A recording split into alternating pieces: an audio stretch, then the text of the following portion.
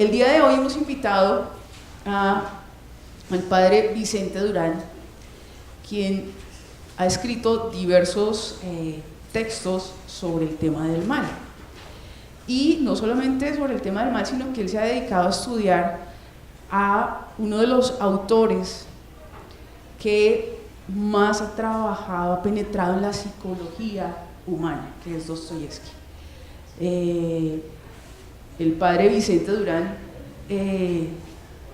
ha sido profesor en la Facultad de Filosofía de la Universidad Javeriana, decano de la Facultad de Filosofía de la Javeriana y vicerrector académico. Ya él nos contará hoy de todas sus lecturas y de todo su estudio de no solamente de Dostoyevski, sino del tema del mal, que es un tema, diríamos, transversal en la novela negra, y que nos permite ampliar y enriquecer yo diría que básicamente el tema filosófico de la reflexión filosófica del bien y del mal nos va a permitir construir mejores personajes probablemente, trabajar más la psicología, penetrar más en la psicología humana y entender más ese límite en el que estamos, que puede ser franqueable. Como lo decía Simenón, cualquiera de nosotros en cualquier momento podría cometer un crimen, podría llevarnos a eso que desde lo religioso y tal, pues a veces nos sentimos tan temerosos, ¿no? Que tememos tanto caer en el mal, caer en el crimen.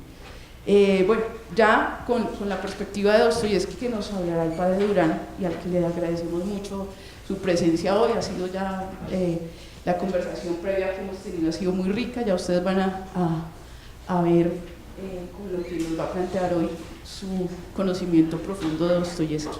Bueno. Cuando me propusieron el tema que tuvo la invitación, creo que se originó por algún artículo que escribí yo en el periódico he escrito varios sobre el tema del mal en el periódico El Tiempo. Acepté porque es un tema que me interesa mucho y es de lo que voy a hablar hoy.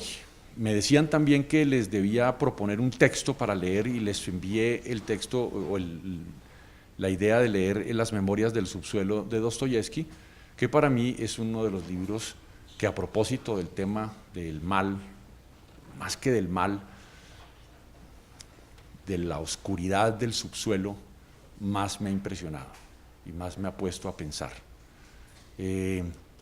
Yo en realidad no voy a hablar de Dostoyevski, si acaso al final queda tiempo, me gustaría mucho oírlos, sus reacciones al libro de Dostoyevski que les propuse leer, Las Memorias del Subsuelo. En realidad lo que voy a hacer es un recorrido por la historia de la filosofía a través del concepto, la idea, la reflexión en torno al mal. Los filósofos, las preguntas que hacemos es siempre la misma: ¿qué es el mal? En el tema del conocimiento, ¿qué es el conocimiento? En el tema de la política, ¿qué es la política? En el tema del arte, ¿qué es el arte? Es la misma pregunta siempre. ¿Qué es el mal? ¿En qué consiste? ¿De dónde procede? ¿Dónde se origina? El mal también tiene una historia en la reflexión, tiene una historia en la vida humana, pero también tiene una historia en la reflexión sobre el mal, y eso es en lo que me voy a concentrar. Y por eso le puse tratando de ponerle un título a este breve recorrido que vamos a hacer, le puse un título que al final me gustó, y es El mal, una aproximación filosófica para preguntar ¿qué es lo negro del género negro? ¿En qué consiste lo negro del género negro? O de la novela negra. Y yo voy a tratar 6 puntos, y entre punto y punto, por ahí voy a hacer 4 preguntas, sobre las cuales creo que podríamos después entrar a conversar. Entonces, pues cuando diga, aquí voy a hacer la primera pregunta o el primer paréntesis para preguntar algo, ustedes ahí pueden estar un poco más atentos, porque esa pregunta de alguna manera resume por qué dije lo que dije. El primero, entonces repito el título: El mal, una aproximación filosófica para preguntar ¿qué es lo negro del género negro? Primero, El primer punto es recorrer un diccionario de filosofía. Yo me fui al de Brugger, que es un diccionario alemán de filosofía que me gusta mucho, y encontré más o menos, les voy a resumir lo que encontré en ese diccionario de filosofía cuando busco la palabra alemana böse, das Böse, el mal. Encontré más o menos lo siguiente. Dice Brugger que el mal es disminución del ser. No es algo positivo, no es algo dado o existente. No es propiamente nada, objetivamente dado. No es creado por Dios. El mal es, utiliza un término en cierta forma, parasitario. Existe como desviación del bien y de allí procede su fuerza y su atractivo. El mal aparece como perversión o como desviación de lo bueno, del ser. Nada hay en la realidad que sea malo por sí mismo. Todo lo que existe es bueno en cuanto que es. Por el hecho de ser, es bueno. El mal aparece solo por un trato inadecuado con lo real, con lo bueno.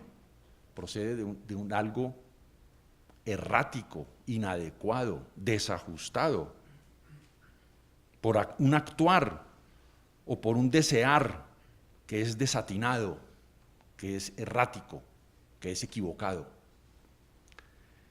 No hay un mal absoluto, no hay un mal como un principio divino del mal y un principio divino del bien. Eso sería un maniqueísmo, entender dos principios independientes, uno del bien y otro del mal. No se busca el mal, nadie busca el mal por sí mismo. Esas son ideas que estoy resumiendo de ese diccionario de filosofía. Nadie busca el mal por sí mismo, sino que se busca un bien aparente, que no lo es, y eso es malo. El mal es consecuencia de un proceder errático. En Santo Tomás y en San Agustín, dos pensadores cristianos, aparece la libertad humana como algo imprescindible para pensar, para explicar el origen del mal, la libertad. De ninguna manera el mal procede de Dios. Un texto bíblico de la creación, de que todo lo que hizo Dios, siempre dice en la Biblia, y vio Dios que era bueno, y vio Dios que era bueno. Todo lo que Dios creó era bueno. Entonces dice uno, y si Dios, todo lo que Dios creó es bueno, ¿de dónde procede el mal? Cito San Agustín: lo que llamamos mal en el universo no es más que la ausencia de bien, privatio boni en latín, ausencia de bien. Mal es aquello que en ningún aspecto es bueno. Es una concepción entonces negativa del mal, privación, ausencia de ser. Por eso la muerte es mala, porque la muerte es disminución del ser. Y por eso las cosas que son malas son como pérdida de ser y pasar al no ser. La muerte, la enfermedad, todo lo que consideramos mal. Ese es el primer punto, una noción bastante general, y yo creo que esa es la noción filosófica más extendida, y no es filosófica, es en cierta forma también muy popular, ¿sí? Segundo punto, vamos a entrarnos ya un poco más en filósofos particulares, en la antigüedad griega, en particular en Platón y en Aristóteles. Aristóteles y Platón, antes del cristianismo, este concepto primero que les leí del diccionario de filosofía está fuertemente marcado por el cristianismo. Si nos echamos un poquito para atrás y vamos a autores filósofos que no son cristianos, pero son griegos, Aristóteles y Platón, nos vamos a encontrar algo bastante parecido, no exactamente igual, pero sí bastante parecido. Aristóteles en la Ética Nicómaco dice lo siguiente, lo cito, voy a leer una cita, dice: además se puede errar de muchas maneras, pues el mal, como imaginaban los pitagóricos, pertenece a lo indeterminado, mientras el bien a lo determinado. Fíjese bien, el mal es de lo indeterminado. El bien siempre es determinado. Pero acertar, dice Aristóteles, solo es posible de una manera, y es por eso una cosa es fácil y la otra es difícil, y compara con el tiro del arco y el acertar con el arco y la flecha en dar en el blanco. Hay muchas maneras de no dar en el blanco, pero hay una manera de acertar. El bien es acertar con la flecha, dice Aristóteles, en el blanco al que se dirige. Y por eso solo hay una manera de bien, es determinada. El mal es todo el espectro donde la flecha puede irse lanzada por el arquero cuando no acierta, cuando no da en el blanco, mientras que el bien es cuando da en el blanco. Es una imagen muy bien pensada, ¿cierto? Hacer el bien siempre es una manera de hacer el bien, hacer el mal infinitas, es desacertar, es equivocarse en el blanco. Eso Aristóteles. Platón, que era su maestro, para Platón el bien, lo justo, lo bello, la verdad, Dios, todos esos conceptos coinciden. Igualmente sus contrarios, error, mal, injusticia, sombras, coinciden. La imagen de la sombra es famosa en el libro séptimo de la República, el famoso mito de la caverna. Esa imagen es muy fuerte. Los hombres vivimos como en una caverna. Estamos acostumbrados a ver sombras, en la caverna no hay luz, hay sombras de la luz que entra, y al ver las sombras creemos que esa es la realidad. Y la filosofía, el conocimiento verdadero, nos lleva a pasar del conocimiento de las sombras al conocimiento de la luz. Y en esa imagen, esto es muy importante, porque coincide con la idea primera del diccionario de filosofía, la sombra en realidad, la sombra no es nada, la sombra es ausencia de luz. Cuando ustedes ven una sombra, uno dice veo la sombra, pero fíjense y verá que es una manera de hablar. La sombra es ausencia de luz, no es nada positivo, no es nada dado. Usted no puede coger una sombra, la sombra no es nada. Es oscuridad, es carencia de luz. Usted se para y hay una luz que lo ilumina. Yo me imagino la mano aquí proyecta una sombra, yo veo la sombra, ustedes pueden ver su sombra, y la sombra no es nada. Es donde no puede pasar luz, y eso produce la sombra. Esa idea es muy importante, porque en esa imagen de Platón, el bien es igual a luz, el mal es igual a sombra. Permite ya intuir que la novela negra, como novela o como género literario, está escrita desde la sombra, desde la ausencia de algo, diría Platón, de la ausencia de luz verdadera. Uno puede decir, sí, pero en el fondo la sombra sí es algo.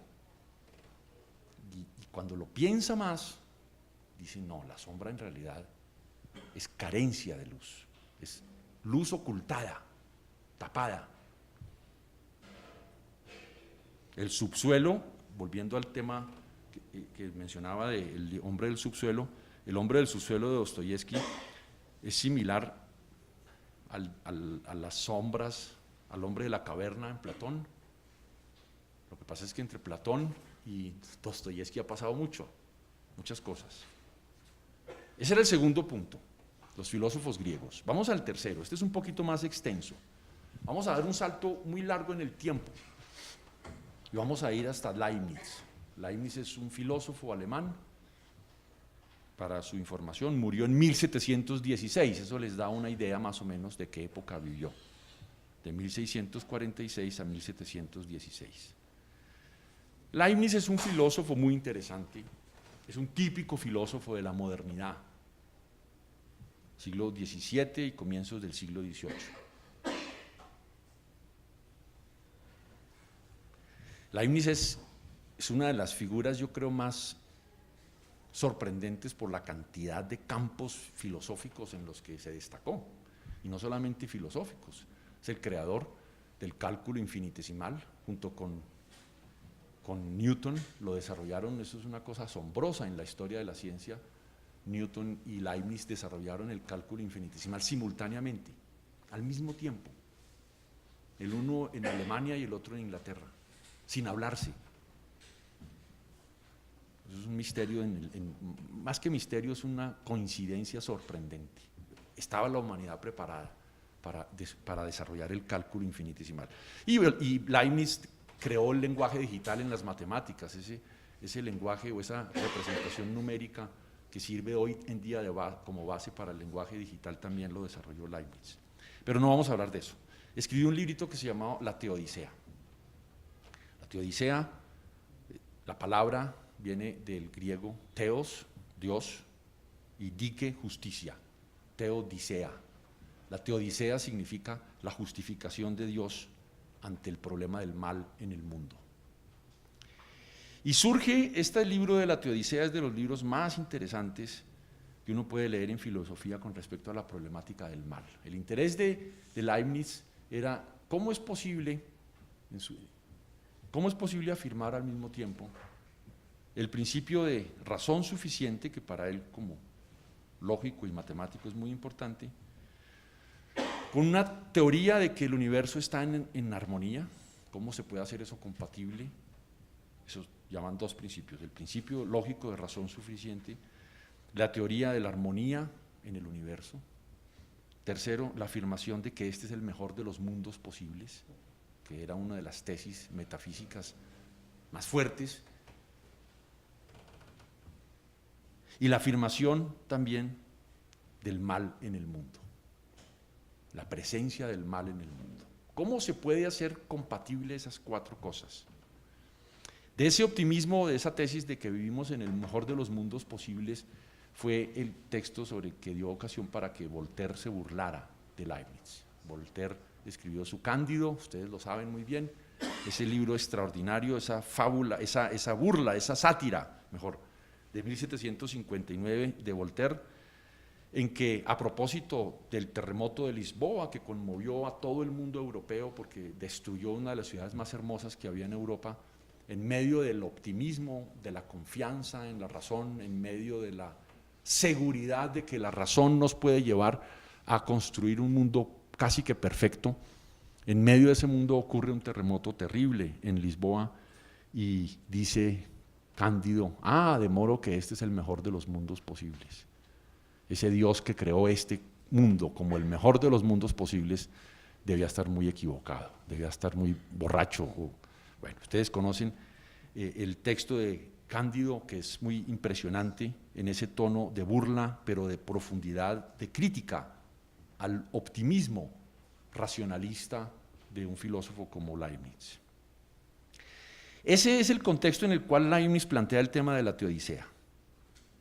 La existencia del mal en el mundo desafía la posibilidad de que Dios sea simultáneamente bueno y todopoderoso. O es bueno, pero no es todopoderoso, porque no pudo, siendo bueno, no pudo evitar el mal, o no es bueno, porque podría haber evitado la presencia del mal. Por ejemplo, la del terremoto de Lisboa. Hubiera podido evitar que ocurriera ese terremoto tan terrible y no lo hizo. Entonces no es bueno. Ese es el planteamiento inicial de la teodicea. O no es bueno del todo y por eso crea el mal, o no es todopoderoso en el sentido de que no puede evitar la existencia del mal. El hecho es que la compatibilidad de la bondad absoluta con la omnipotencia queda fuertemente cuestionada. Y ese es el planteamiento inicial de Leibniz. Para Leibniz el mal puede ser de tres clases diferentes. Entonces empieza a desarrollar una justificación de Dios frente al problema del mal. Y él diferencia tres clases de males. Él diferencia entre un mal que llama metafísico, un mal físico y un mal moral. Ese es el parágrafo 21 de la Teodicea. El mal metafísico es una expresión un poco extraña, mal metafísico, es lo que él en últimas considera es la imperfección, de la cual participan todos los seres menos Dios. Una imperfección. Todos los seres somos imperfectos. Nos podemos deteriorar, nos podemos dañar, somos frágiles, nos equivocamos, somos imperfectos y eso lo sabemos muy bien. La imperfección es el primer mal. El segundo mal es el mal físico, que es el padecimiento, el dolor. Somos seres que pueden sentir mal físico, no solamente la imperfección como una consecuencia de un orden del ser metafísico, sino que podemos dolernos, nos puede doler tremendamente una enfermedad, una muela, el estómago, o nos puede doler la vida, cuando un ser amado nos traiciona, es desleal, podemos doler, la vida nos puede doler de muchas formas, física, psicológica, afectiva, si ustedes quieren también espiritual. Y hay un tercer mal, que es el mal moral, que él lo identifica con lo que la tradición cristiana ha llamado el pecado, el mal que procede de la libertad y del ser humano, que tiene su origen en el ser humano. Para Leibniz, el mal metafísico procede de la imperfección y por lo tanto corresponde a los seres y les es inherente a toda criatura, la corrupción, la fragilidad, la vulnerabilidad. De esa no se escapa nadie, nadie. Aquí el mal es equivalente a finitud y es inevitable. Y se debe, en su explicación racionalista, la presencia de esa imperfección, llamémosla metafísica, es que Dios no puede crear otros dioses. Entonces solo puede crear seres frágiles, imperfectos. Si creara seres perfectos, estaría creando a otros dioses, y eso pues es algo que Dios como que no puede hacer, está limitado en ese sentido. Toda criatura es imperfecta, finita, deficiente y sujeta a ese mal metafísico, y contra ese mal metafísico no hay nada que hacer. El mal físico es más complicado, es el mal físico del dolor, de la enfermedad, del terremoto de Lisboa, de las muertes que hubo, etcétera. El dolor que eso produce en las familias de los que murieron, y uno puede actualizar, no se necesita ir hasta el terremoto de Lisboa, uno podría mezclar ese mal físico con una masacre de campesinos. Entonces uno dice, bueno, ahí se mezcla el mal físico con el mal moral, porque ahí el terremoto de Lisboa al fin y al cabo no fue ordenado por nadie, eso fue una cosa que sucedió en la naturaleza y no una masacre, sí fue ordenada por alguien. El mal físico procede de la capacidad para padecer sentimientos adversos que, como el dolor, los rechazamos y los consideramos un mal, como una agresión, como un atentado a nuestra estabilidad física o emocional. El dolor de la enfermedad, el dolor psicológico, de la ingratitud, el dolor de la soledad, de la pérdida de un ser querido, todo eso son formas de dolor, males físicos, son manifestaciones de ese mal que indudablemente está relacionado con el mal metafísico, pero se distingue de él en cuanto que parecería que en algunos casos sí lo hubiera podido evitar Dios, en su infinita bondad. Ese mal es el que nos hace exclamar, si Dios existe y es bueno, ¿por qué existe el mal? ¿Por qué nace un niño con parálisis cerebral o con cáncer? ¿Por qué le da cáncer a mi persona, a la persona que yo amo?